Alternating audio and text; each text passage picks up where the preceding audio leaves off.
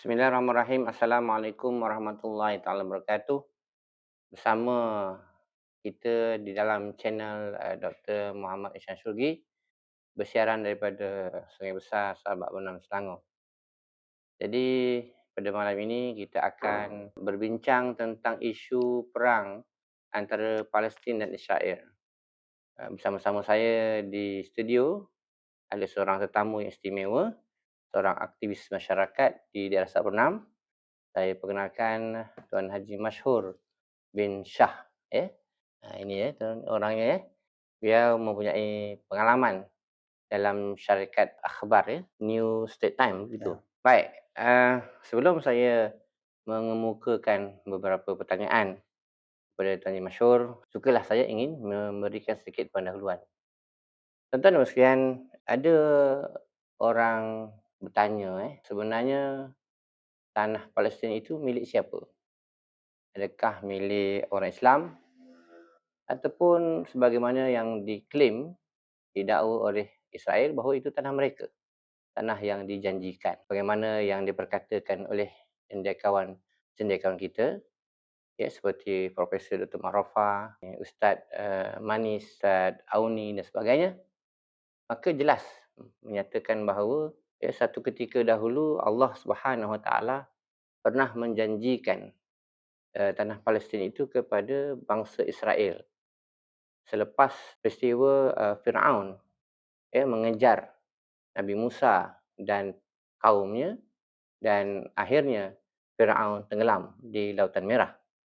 Selepas Nabi Allah Musa dan pengikutnya selamat daripada hantaman Lautan Merah itu, maka turunlah wahyu yang memberikan perkhabaran gembira kepada bangsa Israel bahawasanya Allah telah menjanjikan tempat yang baru untuk kehidupan mereka, di mana orang Israel tidak mahu kembali semula ke Mesir. Malangnya ketika tawaran itu diberikan oleh Allah SWT kepada Nabi Musa dan kaumnya, tetapi kaumnya telah menolak kerana mereka mengatakan bahawa di Palestin itu sudah ada kaum ataupun penduduk yang dipanggil kaum Kan'an, yang menyatakan bahawa kaum Kan'an itu bersifat ganas ataupun kita katakan sebagai orang yang asli lah, orang yang tidak begitu bertamadun ketika itu.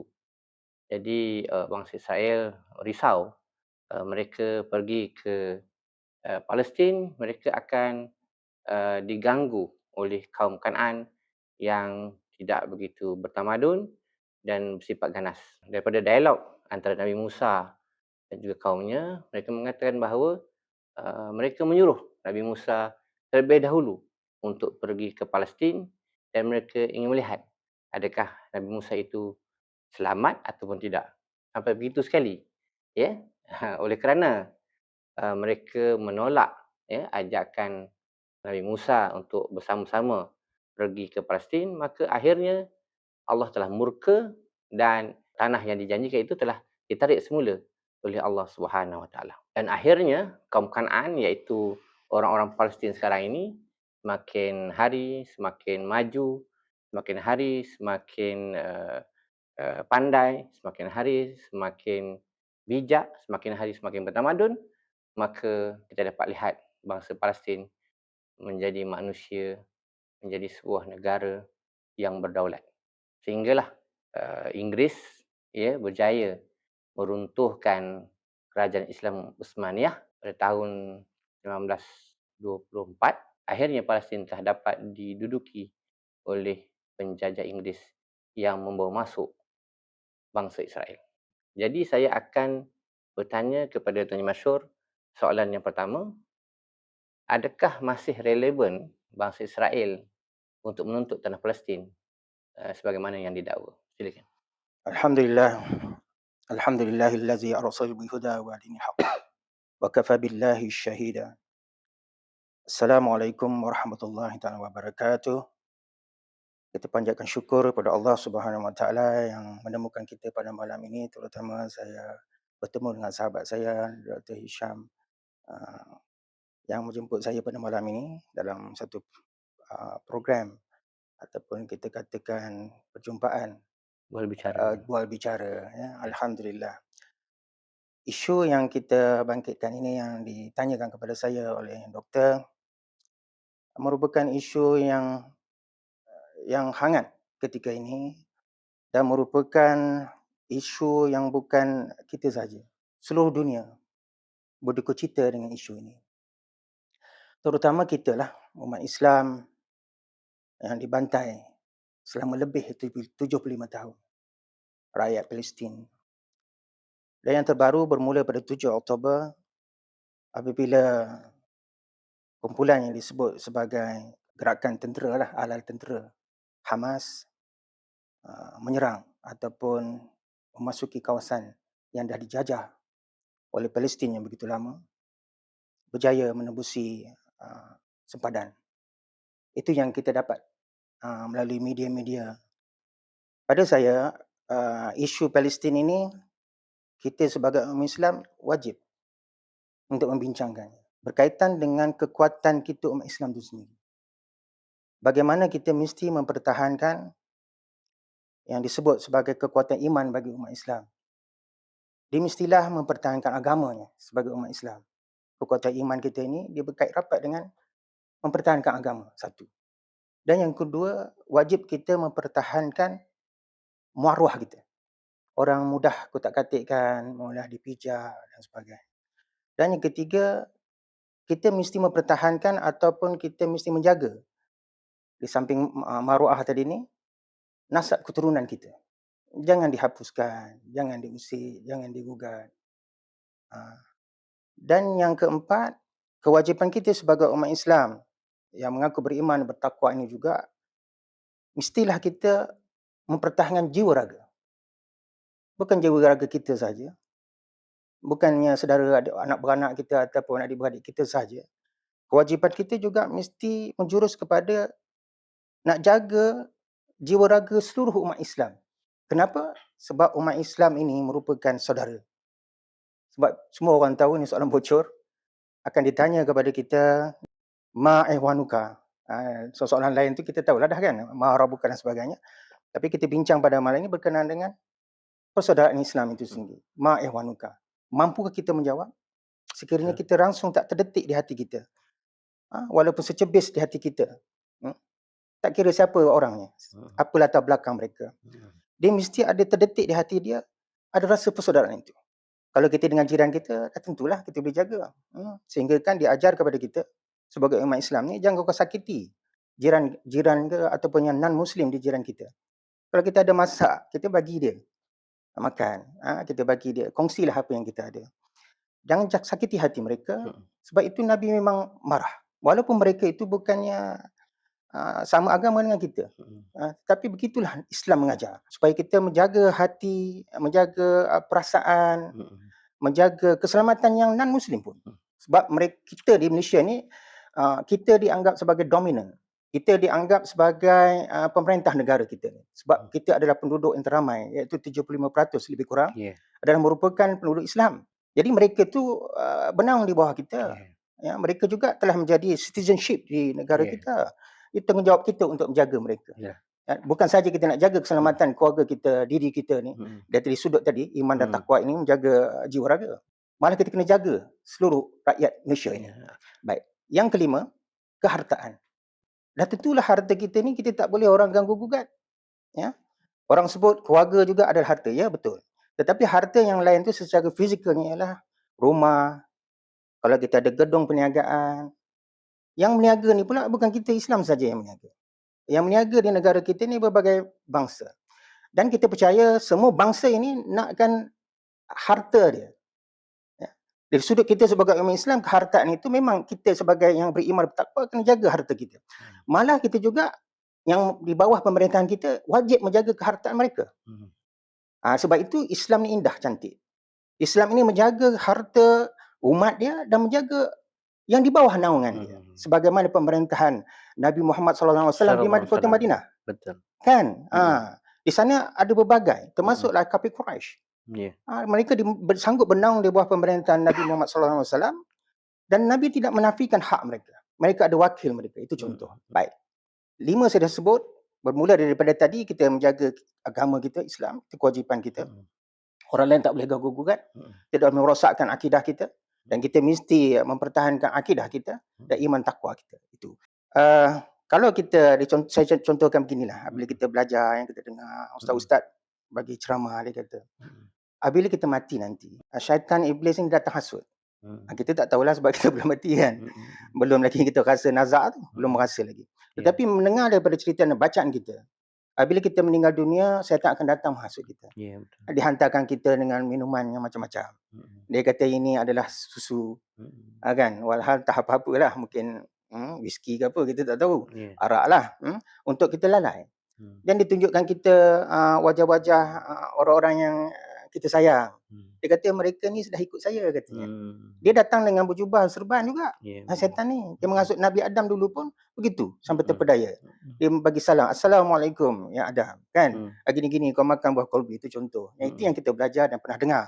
Daripada penceramah-penceramah agama kita. Jadi berbalik kepada pertanyaan tadi. Apakah boleh seseorang itu terjejas akidah dia? Ya, boleh. Apabila kekuatan iman dan takwa itu tak ada pada diri seseorang itu. Sebab manusia ni tak serupa. Dari segi pengetahuan agama dia, kekuatan iman takwa dia tak sama. Walaupun di masjid yang sama, walaupun di marhalah yang sama, yang dikuasai oleh satu agama saja contohnya. Tetapi tingkatan seseorang dengan seseorang itu dah tentu berbeza-beza. Ya, saya setuju. Sebab salah satu rukun iman ialah percaya pada kitab Al-Quran kan. Dan dalam hadis menyebutkan bahawa taraktu fikum amrain. Aku tinggalkan kepada kamu 2 perkara, iaitu Quran dan hadis. Jadi perintah untuk menolong sesama saudara Islam tu ialah Al-Quran. Innamal mu'minuna ihwah fa aslihu bainahum, iaitu orang Islam itu bersaudara. Jadi saya kira memang tepat sekali lah bahawasanya kita sebagai orang Islam mesti cakna kepada isu Palestin Israel ini, kerana dia adalah tuntutan untuk kita menolong sesama orang Islam kerana mereka adalah saudara kita. Saya ingin bertanya soalan selanjutnya. Hari ini kita lihat rakyat kita di Malaysia ada yang jelas menyokong rakyat Palestin yang ditindas, tetapi ada juga baru-baru ini kita lihat dalam tulisan-tulisan FB orang-orang Melayu kita, orang Islam kita yang menyokong Israel. Dan ini amat mengejutkanlah kerana kita tak sangka lah. Memanglah tadi Tuan Haji telah terangkan itu adalah satu akidah kita, tanggungjawab kita. Tetapi bagaimana yang kita lihat namanya Islam, orang Melayu kita ini memang daripada kecil lagi dah belajar agama di sekolah agama. Di sekolah menengah pun ada belajar agama. Mungkin di pihak IPT pun begitu. Di seorang masjid pun ada pengajian. Tapi bagaimana ia berlaku? Allahu Akbar. Memang benda ni tidak boleh kita sangkal. Ia berlaku bagaimana saya sebutkan tadi. Manusia tingkatan faham dia. Dia panggil tafaqquh fid din ini. Kefahaman dia tentang agama ini tak sama. Ya benar, mungkin mereka ada belajar juga di sekolah di mana-mana lah. Ada yang daripada Jordan, Mesir dan sebagainya. Dan malah negara Arab sendiri. Kalau kita lihat memang tak bersatu dalam bab ini. Itu yang mendukacitakan kita. Walhal tanah mereka itu kalau di Syria adalah merupakan pondok yang paling banyak di dunia. Ulama yang paling banyak di Syria. Di Lebanon. Di Lebanon okeylah memang yang di Jordan contohnya. Tidak menggambarkan mereka betul-betul nak mempertahankan rakyat Islam Palestin. Jadi kalau kita balik ke negara kita, mereka tu lagi dekat dengan Palestin. Kalau kita bercakap senegara Arab ni memanglah letih. Kan?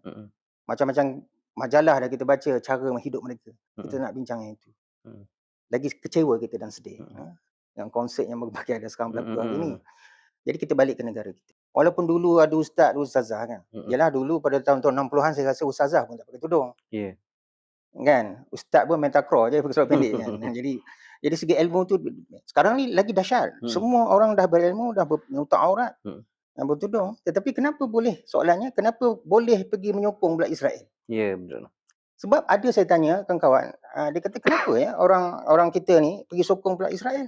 Dia kata Israel tu bukan semua pula yang menentang Palestin. Di bumi Israel itu sendiri pun, yang sekarang ni Hamas duk serang juga ni, ada juga katanya yang tidak Islam, tetapi mereka tak suka dengan pemimpin mereka, Mhm. Netanyahu. Mhm. Dia tak suka dengan tindakan Netanyahu menganiaya begitu lama. Bila kita balik ke Malaysia ni, sejarahnya ialah kita pernah dijajah. Kita dijajah, walaupun dulu ulama' banyak, tapi ulama' dah dibunuh. Ya. Banyak mati di penjara dan mati di penjara. Mhm. Baik, secara ringkasnya, kita adakan sekolah.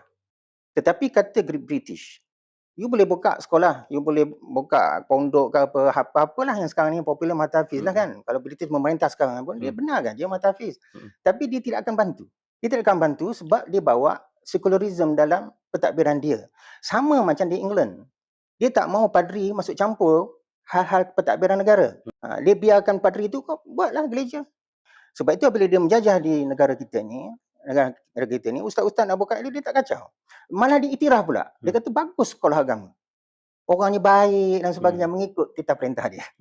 Kan akur yang betul-betul keras itu, seperti mungkin kita sebut apa ni, Ahmad Bustama, kita sebut kalau di Melaka, apa ni? Melaka ke? Melaka lah kan. Dul Said contohnya kan. Lagi siapa? Yang orang buat filem ni. Mak Gilau. Mak Kilau lah kan. Ini bukannya calon-calon orang yang pegang agama dia kuat. Tapi mereka tu dikejar, diburu. Baik, secara ringkasnya, apabila pemikiran yang begitu telah dijajah begitu lama, akhirnya kita berbagai-bagai pemikiran ada. Terutama yang dilekatkan pada ini, doktrinnya ialah secularism. Malah ditambah pula liberalism. Adik-beradik je. Apa maksud secularism? Secularism semua orang tahu. Memisahkan kehidupan daripada agama. Apa agama? Tak semestinya Islam. Keluarkan dia daripada agama Kristiannya, daripada Yahudi. Yahudi ada berbagai, melainkan Ortodok. Banyak ya. Jadi kita nak bincang itu terlampau dalam. Tetapi kita kata bahawa ada yang boleh kita baik. Yang tidak memerangi kita. Tetapi bagi kita yang di Palestin, Israel memerangi Islam Palestin. Sebab itu kena bangkit. Itulah wujudnya Fatah, wujudnya Hamas, wujudnya apa ni, Al-Qassam tu semua kan. Kalau di Afghanistan dulu wujudnya Taliban dan sebagainya kan. Dan orang mengukur kemenangan orang Islam ni sukar nak menang sebab dia tak ada benda canggih. Tetapi kita nak tanya berapa banyak canggihnya Amerika Syarikat bila nak menawan Vietnam? Berapa canggih selama 30 lebih tahun? Berapa canggihnya pula Rusia memerangi Afghanistan untuk menaklukkan Afghanistan? Berapa tahun dia memerangi tak tahulah, tetapi dia balik. Kan? Dan hebatnya umat Islam apabila jadi tentera, dapat tentera-tentera tawanan ini, musuh-musuh yang memerangi Islam ini, kita tak bunuh dia. Itu berbalik kepada bagaimana Islam ni apabila dia menawan orang, dijaga nyawa dia. Bukan saudara dia, malah musuh lagi. Serupa macam Nabi Muhammad SAW apabila diperangi, pada banyak perang lah. Apabila yang musuh tu ditawan, walaupun terhunus pedang di tangan dia, diludah Nabi dan para sahabat, kan? Tetapi kita layan dia baik, akhirnya pedang itu dilepaskan. Kita tak ambil pedang untuk pancung dia. Ini hebat. Ini yang kita nak ceritakan bahawa Islam tak sama macam tentera kafir. Jadi maksudnya ialah terjadinya di kalangan orang Melayu kita yang menyokong Israel ini kerana tahap kefahaman agama yang berbeza-beza lah. Ya.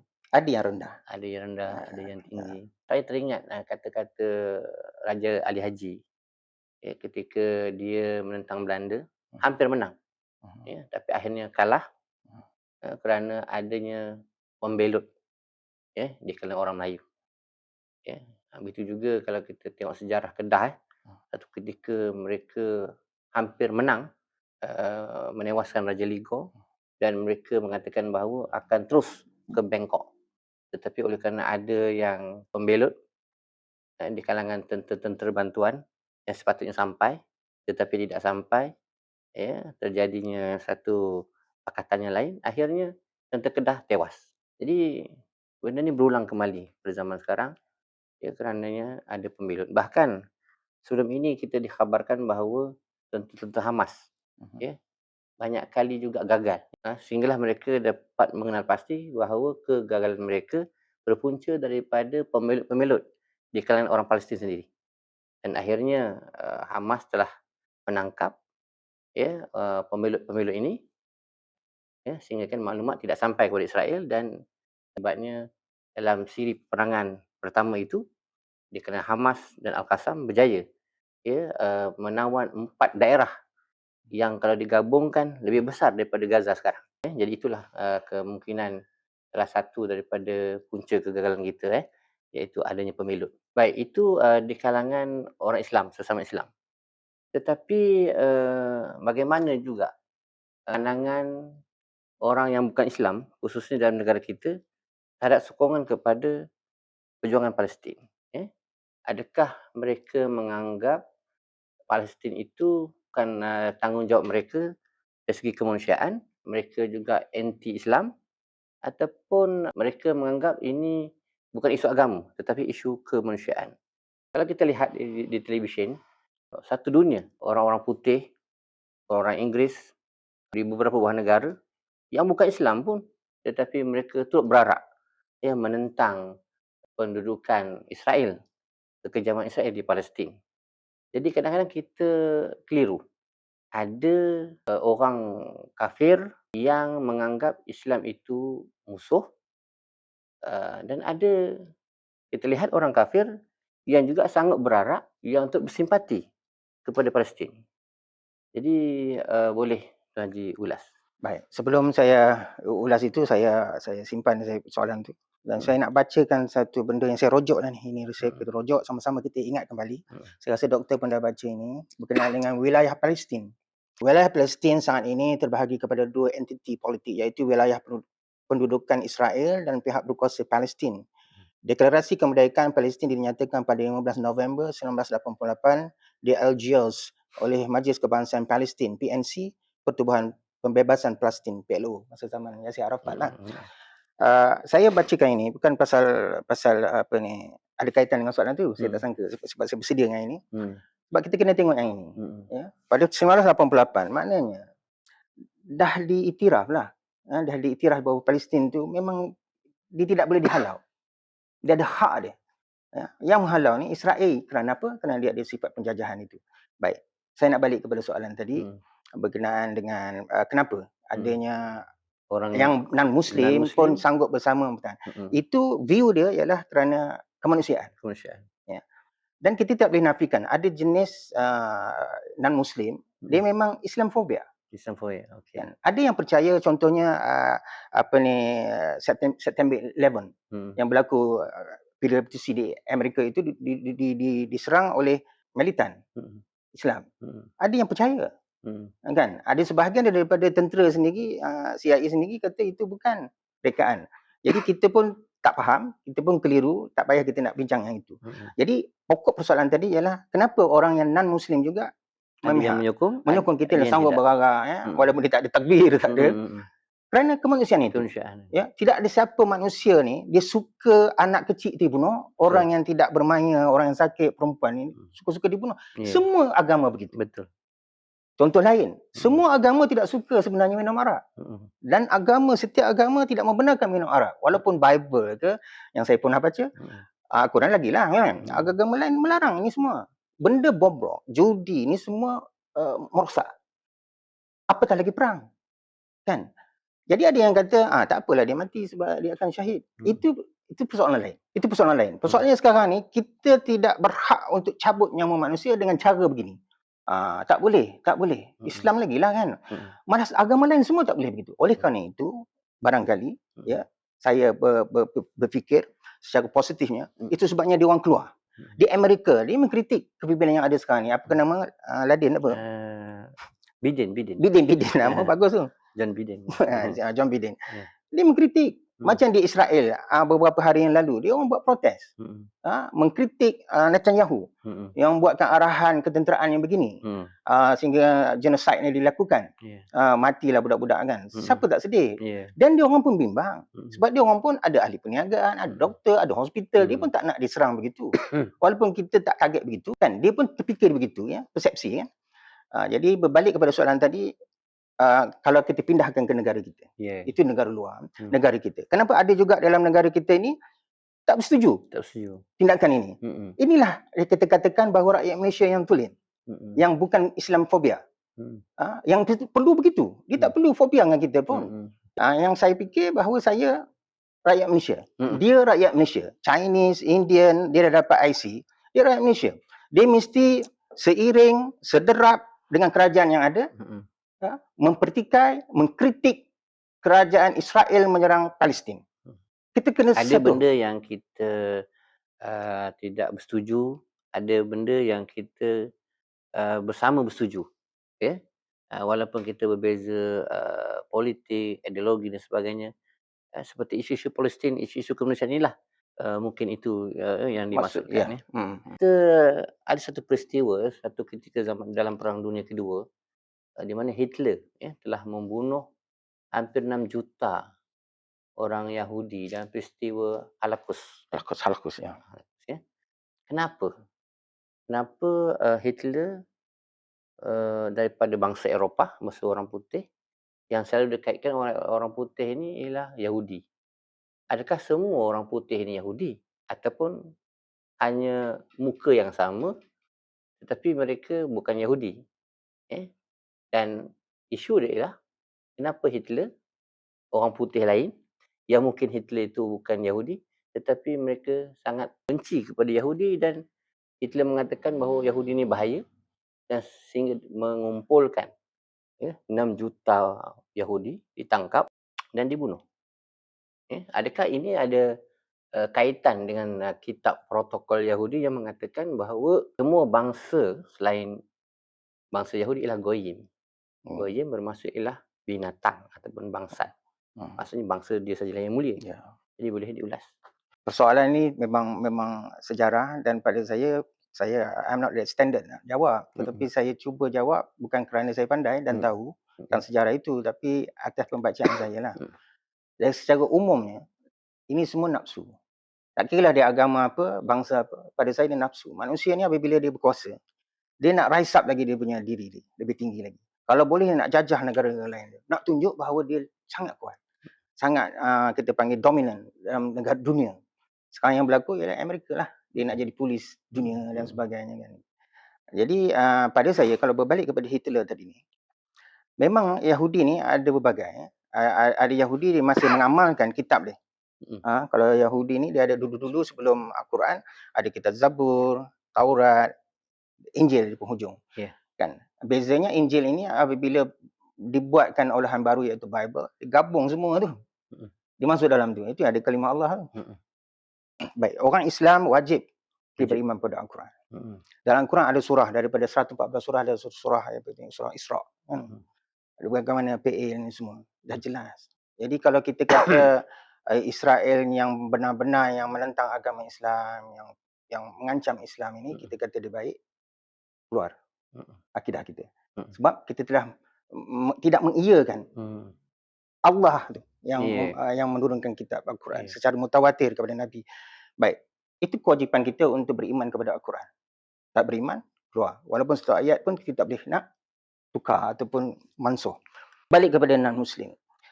Kita tidak dapat nak berdakwah kepada non-Muslim dalam waktu yang singkat, even 10 tahun pun berkenaan dengan Al-Quran. Sebab kita orang Islam pun tak berapa hafal Al-Quran. Walaupun bahasa selalu kita baca dia bahasa Arab kan. Kita pun tak mahir bahasa Arab, saya sendiri pun. Cuma berjinak je lah. Kita sendiri yang lama Islam pun tidak begitu faham isi kandungan Al-Quran. Apatah lagi mereka. Oleh sebab itu kalau kita nak ubah mindset dia supaya dia benar-benar memihak kepada kita, kita boleh kata quite difficult lah. Kan? Ada jangka pendek. Jangka panjang dia akan masuk Islam. Sebab ada orang boleh menerangkan secara mudah.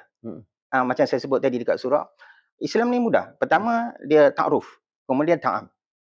Jumpa, berkenalan, belanja makan. Tak ada cerita pun pasal Islam, tak cerita pasal Al-Quran. Sebab akhlak kita layan dia masuk Islam. Akhir baru dia belajar. Kan? Macam Kate Stevens saya bagi tahu tadi. Kate Stevens gitu juga. Dia orang bagi dia hadiah-hadiah terjemah Al-Quran saja. Kemudian dia balik orang Inggeris ni, dia bila dia dapat buku, dia akan baca sampai habis. Dan dia ulang dan tanya. Jadi berbalik kepada non-Muslim di Malaysia, kita bagi dia masa. Sebab itu dakwah ini kena sabar. Ya, betul. Nama pun dakwah Doktor ni nama mendakwah. Kita tak boleh force sebab dah tentu kita tahu hidayah bukan kita. Nabi pun begitu. Bila dia menangis, susah hati kan. Jadi Allah turunkan wahyu bahawa hidayah. Begitulah lebih kurang. Hidayah ini bukan kerja kamu, kata Allah. Ini kamu dakwah saja. Hidayah kerja aku, kata Allah. Jangan ambil kerja dia. Baik. Kita nak ajak seramai mungkin. Umat Islam pertama dalam isu yang berlaku hari ini ialah ini sebenarnya Allah bentangkan kepada kita. Kita kena akui apa yang berlaku peperangan selama 75 tahun. Tentang Hitler tadi dan sebagainya. Ini adalah sebenarnya Allah ajar kita. Tarbiyah kita. Bagaimana wahai manusia yang kau berbilang bangsa ini, bukan Malaysia saja majmuk. Dunia ni Allah sediakan majmuk. Untuk kita understanding antara sama lain. Dah bermula daripada tadi, hak mereka kita kena hargai, hormati dan kita beri. Dan mereka jangan kacau hak kita. Kalau ini dia orang dapat faham, dia tak kacau kita, kita tak kacau dia, saya rasa sebuah kita panggil wilayah ataupun negara, negeri yang aman damai lah. Kenapa kita boleh berbalik kepada lain topik kalau kita nak lajak sikit tentang politik. Kenapa boleh bertukar-tukar? Kan hari ini kita dalam politik kita boleh gabung dengan berbagai parti yang dulu berkelahi. Yang gitu pula dalam waktu yang singkat. Kalau di Malaysia ni sejarahnya sama orang, siapa pun tak boleh deny. It's happened. Dalam tempoh 5 tahun, berapa Perdana Menteri. Dan Allah bagi tunjuk. Allah bagi tunjuk sama ada pemimpin lama atau pemimpin baru ataupun yang tak pernah masuk politik. Ditunjukkan, sekarang jadi research. Jadi kita panggil kajian di universiti. Anak-anak kita yang belajar di universiti. Jadi kajian dia, politik hari ini. Undang-undang hari ini jadi kajian. Kan? Itulah Allah bentangkan sebenarnya. Allah ni maha bijaksana. Dia bentang kepada kita, suruh kita fikir. Tapi matlamat hujungnya, yang saya sebut tadi lah. Jiwa raga, agama, jagalah. Kan? Tak ada agama yang menyuruh kita jadi bobrok, rosak macam ni. Dan politik tadi membenarkan kita gabung. Kenapa kita tak boleh nak bersama dalam sesuatu keadaan untuk menyelamatkan manusia? Daripada terus berkelahi, bergaduh sambil berperang. Ada orang tak cakap dengan saya, buat apa nak bincang tentang isu Palestin. Orang nak downgrade kita punya cara berfikir. Tak usah pedulilah, kita adik-beradik yang kelahi.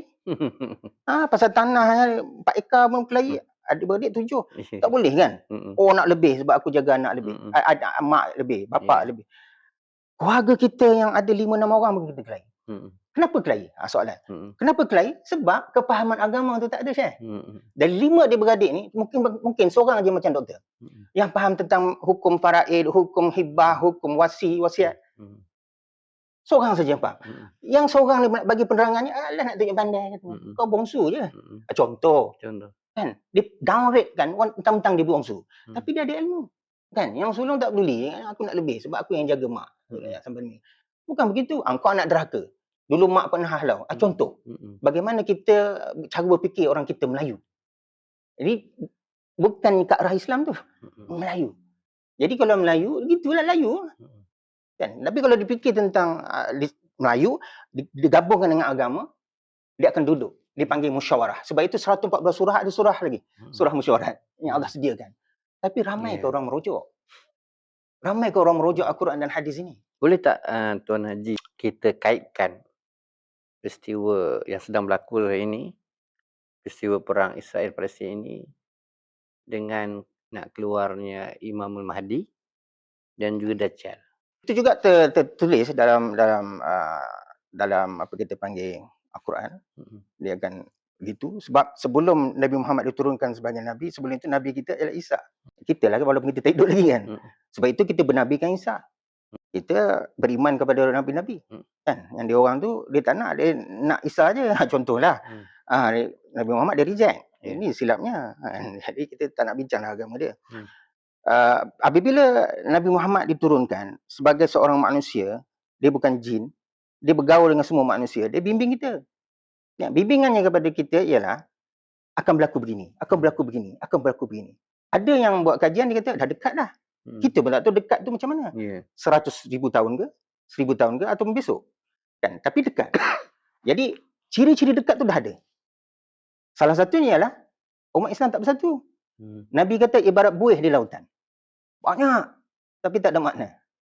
Ramai yang mengaku tinggi ilmu. Yang tinggi betul tak apalah. Yang tak ada ilmu rasa tinggi.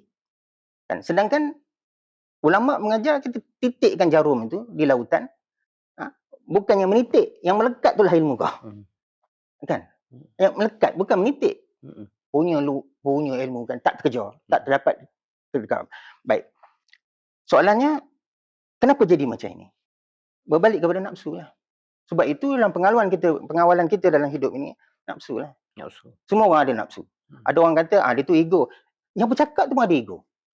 Sebab ego ni ada pesan. Jangan tak ada langsung. Saya tak tahulah, saya rasa semua manusia ni, orang tuduh saya, Masya Allah, ego. Saya kata semua manusia kena ada ego. Kalau tidak, kita kena pijak. Ego ni bergantung kepada situation, keadaan tertentu, bagaimana kita nak kawal dia. Baik Tuan Haji, kita teruskan lagi perbincangan kita, nampaknya semakin hangat Tuan Haji. Jadi soalan saya ialah kita sebagai orang Islam, kita semestinya menyokong perjuangan Palestin. Tetapi pertolongan yang terbaik ialah kita bersama-sama dengan mereka untuk berjihad di medan peperangan. Itu ialah pertolongan yang paling besar lah, berjihad bersama-sama mereka untuk mendapat syahid fi sabilillah. Tetapi mungkin kita tidak ada kemampuan dari segi mungkin jarak yang jauh, sekatan-sekatan, keadaan negara kita itu sendiri dan sebagainya. So, apakah langkah-langkah lain yang kita boleh bantu rakyat Palestin dalam mereka meneruskan perjuangan untuk mempertahankan tanah air mereka? Yang ini saya sangat tertariklah soalan ini. Tidak makna langsung kita sebagai seorang yang mengaku agama Islam. Macam awal kita sebut, there's no insting langsung. Sikit pun kita tak terasa. Kesedihan tak terasa, doa pun tak nak. Diarah oleh Sultan untuk suruh pergi Selangor, sembahyang hajat. Sebelum itu, selepas itu kita ada doa. Dia panggil kunut nazilah dan sebagainya. Tak nak serta. Kan? Bergegas balik. Kita tak nak persoalah di balik tu, mungkin ada sebab lah tertentu. Tetapi jangan setiap masa. Itu satu usaha kita. Dengan doa tadi. Kunut nazilah. Walaupun kita tak ada unsur di situ, maki hamun ke nak suruh orang mati sama macam orang kita. Tetapi di situ kita minta Allah bantu kita. Inilah senjata umat Islam, itu doa. Paling kurang berdoa. Berdoa. Kan? Selepas je solat, apa masalah? Dalam bahasa Melayu lah. Betul. Kan? Apa masalah? Sembahyang hajat. Tak payahlah nak sampai 10 kul. Doa itu senjata orang Islam. Ya. Ada setengahnya, bukanlah apa, orang tercabut. Dia kata, imam panjang sangat, 10 kul Allah, apa ni, suratul kursi 10. Ya, satu-satu je. Sebab kaedah yang mudah, jadi orang tak cabut. Satu. Jadi, biar sama-sama berdoa. Manalah tahu, daripada 100 orang ni, seorang tu betul-betul dia zoom. Oh, ya Allah. Itu yang terangkat oleh malaikat. Dan kita akan disoal di akhirat. Dan kita percaya. Apa usaha kamu sebagai umat Islam? Kan? Apabila saudara kamu diperangi seumpama macam tu, apa usaha kamu?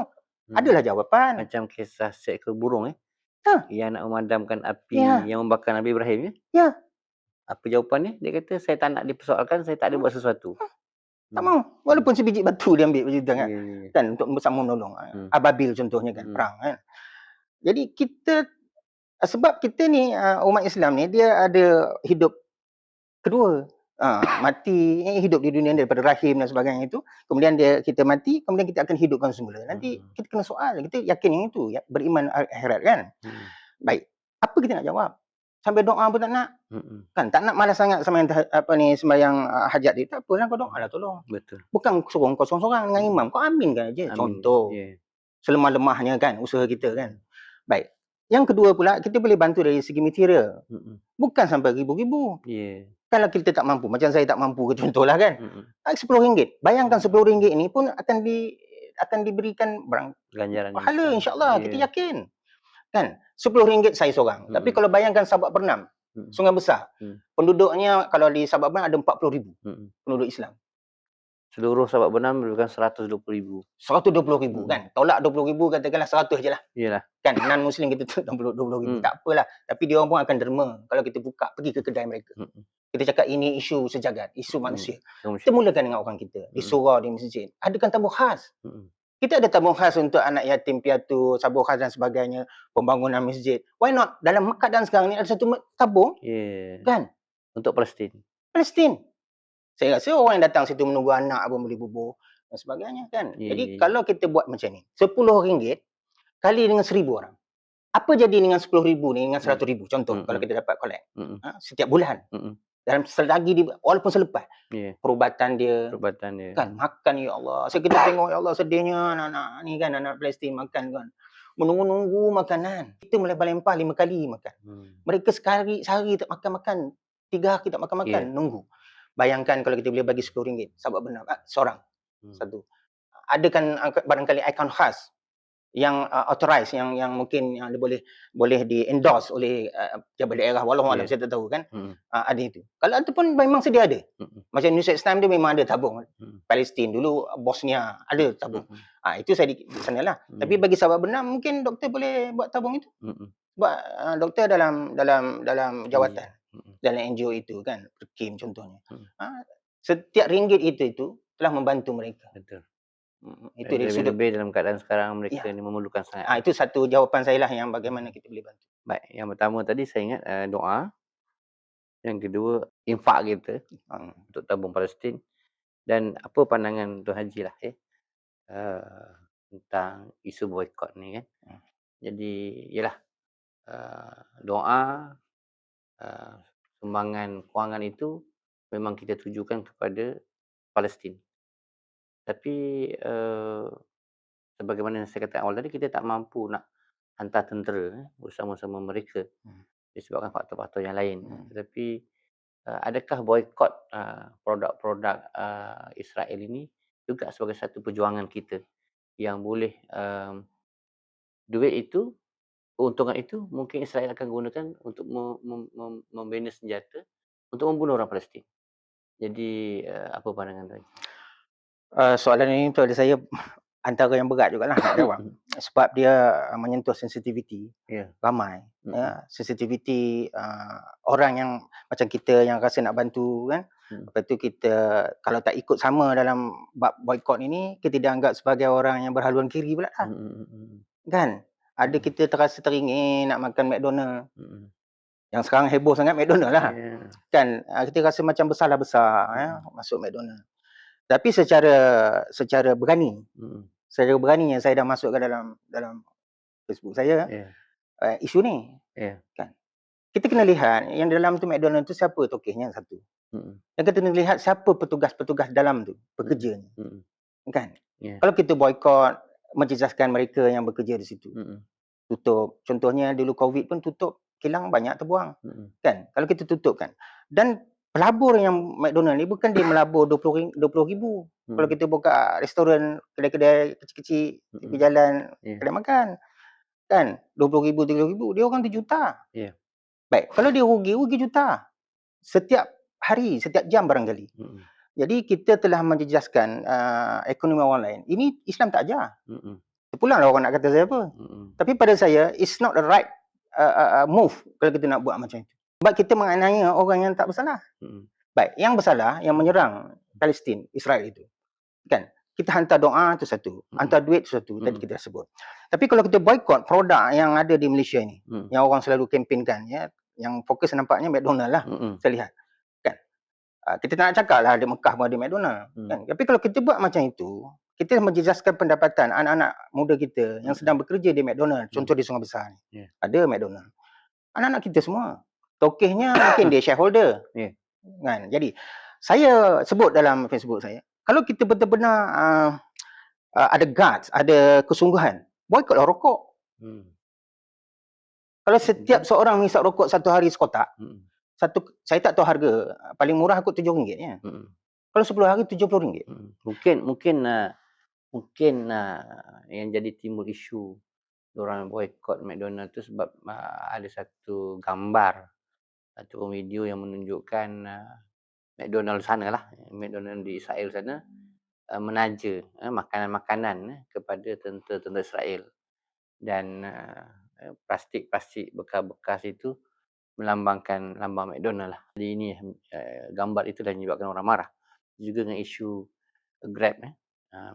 Sebelum ni orang tak timbul sangat dengan Grab. Tapi bila nampak owner Grab itu terang-terang menyokong Israel, memakai kopiah Israel, isteri dia, anak dia dan sebagainya, maka akhirnya pemain-pemain Grab kita di kalangan orang Melayu telah rasa kecewa dan marah dan akhirnya mereka telah membakar, ya, beg-beg, Grab, baju Grab dan sebagainya. Ini sebagai satu protes lah, ya. Jadi, saya setuju dengan pandangan si Masyhur tu juga, bahawa McDonald di Malaysia ni lah owner-nya orang Malaysia, tapi mungkin lambang M McDonald tu, gambar lambang M itu telah menaja makanan-makanan di Israel menyebabkan orang marah lah, Saya siang tadi ada sepupu saya, imam di Ipoh, bincang dengan saya benda ni. Mhm, Sebenarnya manusia berbalik kepada manusia berbeza-beza. mhm, Satu dia punya cara dia untuk bukan mengatasi, cara dia nak tunjuk dia punya, apa ni, unwillingness tu, mhm. tak seronoknya dia tu kan, dia keluar, dia berhenti. Atas dia punya sendiri punya kehendak itu, Allah akan bagi pahala. Kalau dia begitulah, kerana dia nak menunjukkan protes dia kepada Israel, dia berhenti dengan bekerja dengan syarikat Israel, itu hebat. Mhm. Hebat orang ini, ya. Bilangan itu dah tentulah tidak begitu ramai, tetapi kita syukur ada orang macam ini, ya. Berbalik kepada ekonomi tadi saya nak sebut. Sebab itu Islam ajar kita berniaga. 10, 10/9, 9/10. 9/10, maaf. Mhm, 9/10 itu kan Rasulullah kita berniaga. Apabila kita menguasai ekonomi, saya rasa kalau benar kita menguasai ekonomi, bersungguh-sungguh dalam negara ini kan, kita tidak dipijar. mhm. Tidak timbul soal Islamfobia, ya kan? Tidak ada orang kita miskin lebih daripada 60 tahun. Tidak ada dia kekal sebagai asnaf berpuluh tahun. Takkanlah anak keluar universiti asnaf lagi. Dia mesti keluar dari kepompong Ya. itu, contoh. Kerana kita selalu, mak cakap lah, saya selalu benda, saya bukan orang kaya, tapi saya against tentang subsidize ni. Berapa lama kita nak kena jadi manusia rakyat subsidi? Sedangkan Islam mengajar kita berniaga. Apabila kita berniaga, kita tak bergantung dengan lain. Kita tak bergantung. Akhirnya hari ni kita bergantung sangat. Kenapa? Sebab kita tak menguasai ini. Kadang-kadang orang marah dengan mak cakap Perdana Menteri keempat kita yang bercakap tentang orang Melayu mundur dan sebagainya, buat jarum pun tak reti. Kan dia pun tak boleh nak ngajar orang buat jarum. Maksud dia ialah kita kena ambil peluang apabila kita ada kuasa. Dan beri peluang kepada apabila kita berkuasa kepada Ya. bangsa kita sendiri. Jangan look down, jangan peleceh, jangan kata dan sebagainya sehingga dia rasa down. Manusia dia ada dia punya kita panggil ya. Satu dilema, dia kata Malay dilema ni. Bila dia ni dia sama ada dia memberontak ataupun dia benar-benar down. Kita tak nak macam itu sebab Melayu ni begitu. Dalam kamus pun tak ada satu bangsa yang disebut dalam kamus dunia ni amok ni. Hanya Melayu ada perkataan itu. Mhm, Kan? Tak patutlah kan mhm. apabila kita dah ada ilmu. Pada saya, kita kena kuasai ekonomi. Jadi kita tak bergantung. Contoh, saya nak beritahulah. Bila saya balik kampung, saya nak menternak ayam, saya nak menternak ikan. Tak timbullah soal ikan tu campak balik bayar ke dalam kolam tu. Dalam perkataannya lain, Ah, jihad ekonomi lah. that's right. Ya, ekonomi je. Hari ni kita jadi pengguna kan. Apa Kena. apa kata kalau kita pula yang menjadi pengeluar, Shoot. ya tak? Shoot. Sebab itu kita jangan pula bila kita kata apa ni buy Muslim first ini kita pijak pula orang lain. Tak masalah kita nak dipanggil bermuamalah dengan bangsa lain. Kan? Ya. Selagi kita tahu latar belakang dia, dia pun baik dengan kita, kita pun baik dengan dia. Malah berlaku pun. Berlaku pun ya. Syarikat Melayu bergabung dengan dipanggil Dewan Peniaga Melayu Malaysia. Dia nak Melayu nak buka kilang, dia leasingkan dia punya mesin. Itulah dia bergabung lah kan. Tetapi tidak ada yang boleh kita malas kan. Sebab dalam bab saham, contohnya saya pemegang saham 30%, doktor 70%. Saya 30% nak pijak doktor ke? Mhm. Takkan nak pergi menghasung itu Mhm. nak nipu. Satu, dah lah saya 30%, saya pemalas pula. So, sampai satu masa doktor tentu tak gemar dengan saya kalau saya ni non-Muslim. Ya. Kan? Apa ni nak kenakan saya? Begitu juga sebaliknya. Mhm. Kalau kita buat muamalah dengan non-Muslim, kita cakap langelat, curi tulang dan sebagainya, tak buat, tipu pula akaun kan. So, dia hilang kepercayaan. Mhm. So, bila dia hilang kepercayaan, kita tak boleh salahkan dia 100%. Mhm. Kau ni bangsa kafir ni, tak boleh. Baik, baik. Baik, clear sekali. Hmm. Baik Tuan Haji, jadi kita sudah sampai ke penghujung. Jadi, secara keseluruhan perbincangan tadi memang jelaslah bahawasanya sebagai orang Islam, sokongan kita kepada orang Palestin itu, adalah, penting kerana dia melibatkan akidah. yang merupakan satu tuntutan agama bahawa, wa ta'awanu 'alal birri wat Albir wa taqwa. taqwa. Ya betul, bantulah kamu Hmm, dalam perkara kebajikan dan betul, takwa kan. betul. Jadi dan yang kedua ialah, orang Islam harus, eee, menguasai ekonomi, Ya. ya supaya kita tidak begitu bergantung Hmm, kepada, pihak lain ya. hmm, Jadi ini merupakan satu jihadlah ya, eee, jihad kita untuk di masa-masa yang akan datang. hmm. Jadi Tuan Haji ya, saya beri peluang kepada Tuan Haji untuk memberikan, kesimpulan akhirlah ya, Baik. daripada, keseluruhan perbincangan kita tadi. Baik. Silakan. Bagi kita umat Islam, ayat akhir saya sebelum ada yang lain lagi, uh, kita bersaudara, kita sembah Allah yang satu. Tidak mustahil kita boleh bersatu. Tapi kalau kita mengelak untuk bersatu, seolah-olah kita tidak sembah Allah yang satu. Kan? Dalam hidup kita ni, di samping kita bersabar dalam dakwah ke dalam solat, even solat kita kan. Disebut situ, ya ayyuhallazina amanu sta'inu bis-sabri was-salah. Mhm. Innallaha ma'as sabirin. Hendaklah kau solat, kerjakan solat dengan sabar. Disambung ayat lagi, wala taqulu liman yuqtalu fi sabilillahi amwat bal ahya'un walakin la tash'urun. Dan orang yang berjuang di jalan Allah itu, di mata kasar kita mati. Tapi di sisi Allah dia terus hidup dan hidup. Mhm. Yang kita tak tahu. Ya betul. Kan? Jadi sebab itu kita jangan hari ini orang kita sendiri kata tengok dia akan ada canggih, dia tak ada senjata canggih sebab itu kalah. Mhm. Bukan soal canggih, bukan senjata. Tapi kalau Allah nak bagi pertolongan, Ya. nak bagikan asbab wala taqul liman yuqtalu fi sabilillah itu tadi. Dia berjuang di jalan Allah itu. Kalau kita yakin ayat Quran itu, sebab itu dia orang berani syahid. Betul. Sebab itu wujudnya Hamas. Mhm. Kan? Jadi soal petualang, soal itu kerajaan Melaka berlaku. Itu memang adalah. Di mana-mana pun kat ada. Oportunis. Kita terima sajalah Oportunis. dan mengatasi. Sampai kiamat. Ya betul. Dia akan ada manusia macam ini. Mhm. Kan? Macam gini. Sebab apa? Sekali lagi Allah nak tunjuk kita. Kan? Sebab itu Pilih orang. sebab itu dalam banyak neraka tu ada khas untuk orang yang munafik. Memang ada. Allah suruh kita fikir. Golongan yang berpupur. Ada orang yang buruk dengan kita kan. Ya. Kadang-kadang di tempat kerja dulu kan. Kau tahu tak kenapa Allah jadikan surga neraka? Saya pun macam mana nak jawab dekat kedai restoran ni kan? Dekat restoran ni. Bos tanya saya. Kau tahu tak kenapa Allah sediakan surga neraka? Tiba-tiba kita tengah makan kan. Pening tak? Lepas tu saya jawab lah. Allah nak bagi kita fikirlah nak mana. Kan? Ada jalan sini gelap, sini terang. Nak pergi ke gelap buat apa? Kan? Tahu ular ke apa kan? Itu je saya jawab. Yeah. Jadi jelasnya kita kena pilih sendiri. Apabila Allah bagi kita akal. Akal ini hebat. Duduknya di atas. Tetapi ada ketika kepala ni kena duduk di bawah. Bila kita sedar bahawa kita hamba. Bila kita sujud, baru kita sedar bahawa yang paling tinggi bukan kepala kita, otak kita. Tapi punggung kita yang keluar najis. Bila kita sujud. Sebab itu kita kena sedar lah. Bila sebagai umat Islam, dia kena sedar, dia hamba. Jadi dia lihat benda ni semua. Bermula tadi saya sebut tadi kan. Pertahanan agama, maruah dan sebagainya. Itu ada kaitan dengan kehidupan kita. Tak boleh lah. Kan memang cakap senang. Alah kau pun cakap ni dulu, kau pun gini juga. Itu dulu. Apabila ada orang ya, dia dulu liar. Kalau tengok Abid Liu, saya sentuh Abid Liu macam mana dakwah dia. Dia gaul semua. Kan ada orang fitnah dia macam-macam, itu kita pun tak tahu kan. Kita anggap fitnah lah, dah kata fitnah kan. So, apabila ada manusia yang dulu begitu, dengan tattoonya, dia liar dan semua, ada orang nak usaha macam dia. Kita tak buat, dia mau buat. Syukurlah. Syukurlah. Maksudnya kita kena, sebagai orang Islam, kita sentiasa kena bersangka baik lah. Husnuzon. Itu paling penting. Kalau kita hilang bersangka baik, Syah. Sampai tadilah Mak cakap, kita meletakkan satu benda yang tak sepatut kita buat. Contoh, kita boykot sedangkan anak kita sedang kerja di situ. Kita pun tak mampu nak bagi dia kerja. Contohlah kan. Jadi kita kata beginilah. Ini dari konteks Malaysia. Kita tak bincanglah konteks negara Arab, dia buat macam-macam bagi. Dia pun bantu. Arab Saudi, dia pergi bantu Amerika untuk serang Iraq. Kita tahu. Kan dia bantu digunakan Amerika, senjata Amerika untuk serang Syria sekarang ni. Yaman.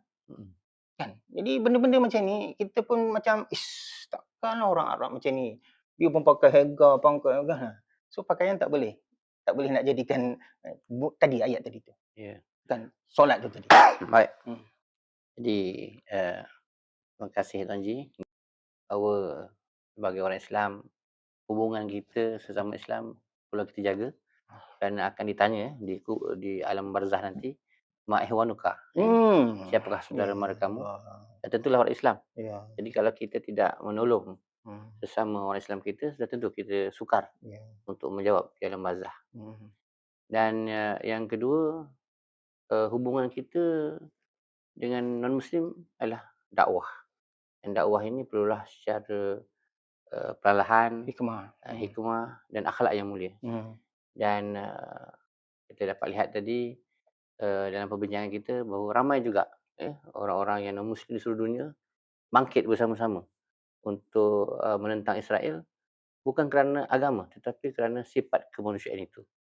Jadi, apatah lagi dalam negara kita Malaysia, kita mengharapkan baik orang Islam ataupun bukan Islam, kita bersama-samalah, memperjuangkan isu rakyat Palestin, bahawa bahkan bukan Palestin saja, mungkin isu-isu perang yang lain di dalam dunia apabila melibatkan hak-hak kemanusiaan, perlulah kita bersama-sama, memperjuangkannya dan mempertahankannya.